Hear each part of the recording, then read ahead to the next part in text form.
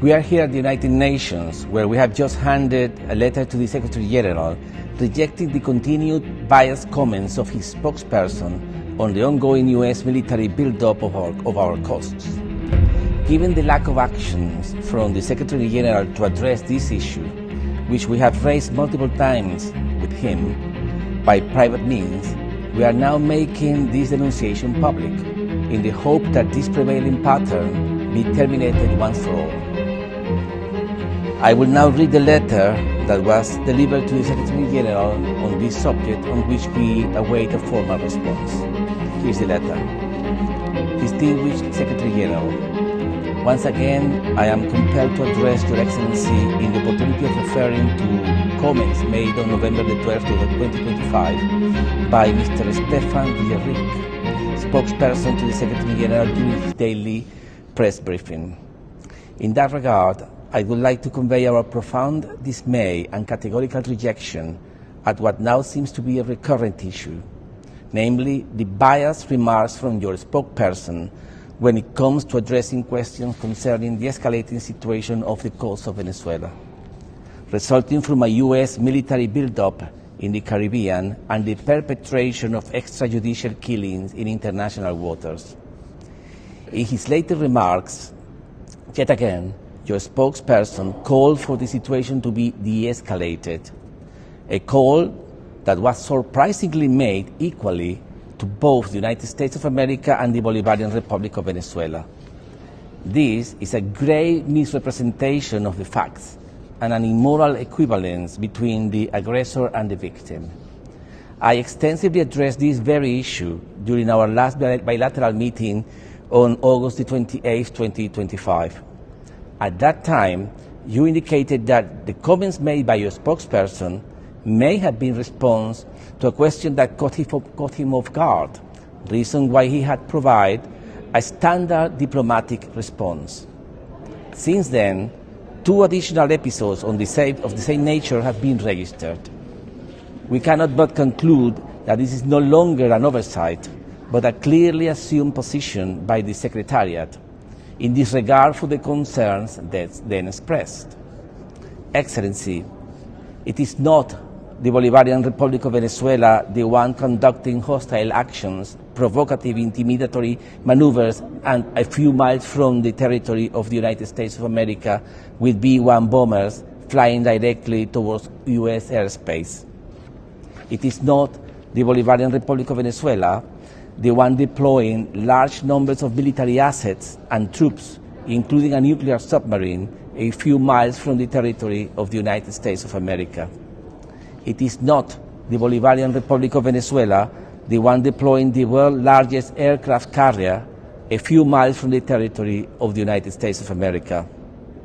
It is not the Bolivarian Republic of Venezuela the one that has conducted almost 20 airstrikes on small fishermen boats a few miles from the territory of the United States of America, in which over 70 civilians have been subjected to extrajudicial killings, which is a technical term for murder.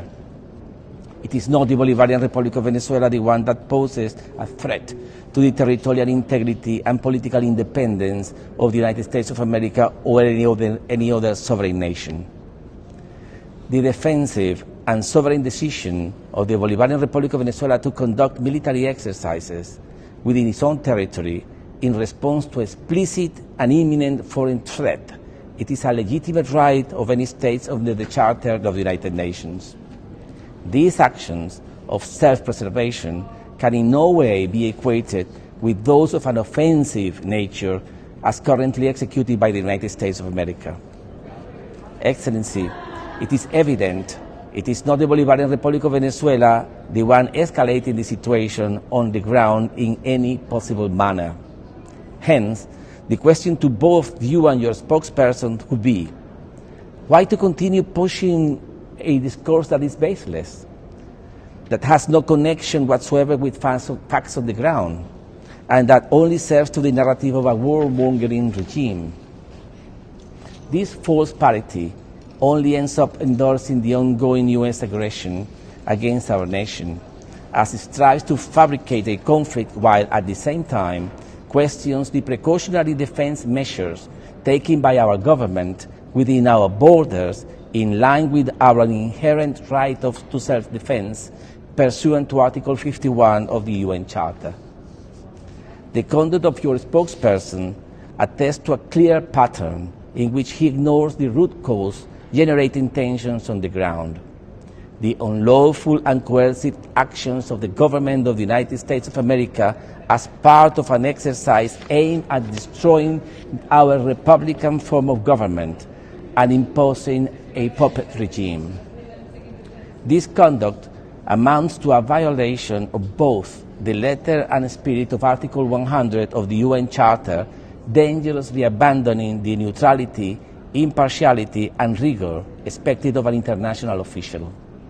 By refusing to identify the aggressor and instead issuing vague, symmetrical calls for de-escalations, your spokesperson is failing in his duty to uphold the principles enshrined in the Charter of the United Nations, particularly the one referring to the prohibition on the threat of use of force against the territorial integrity and political independence of any state as contained in Article 2.4. Considering the foregoing, and while respectfully reiterating the arguments shared in our previous letters, I demand that your office take immediate and public action to 1.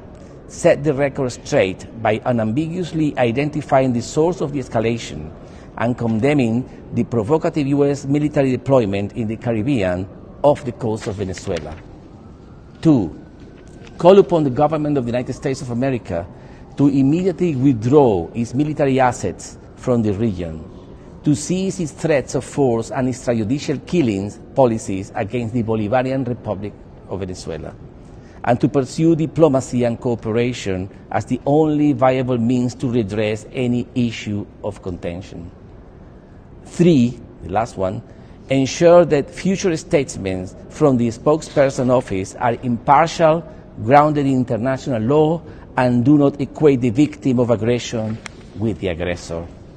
I thank you for your attention to this important issue that goes to the core of preserving the very integrity, neutrality, and independence of the United Nations as an international organization. That's a letter.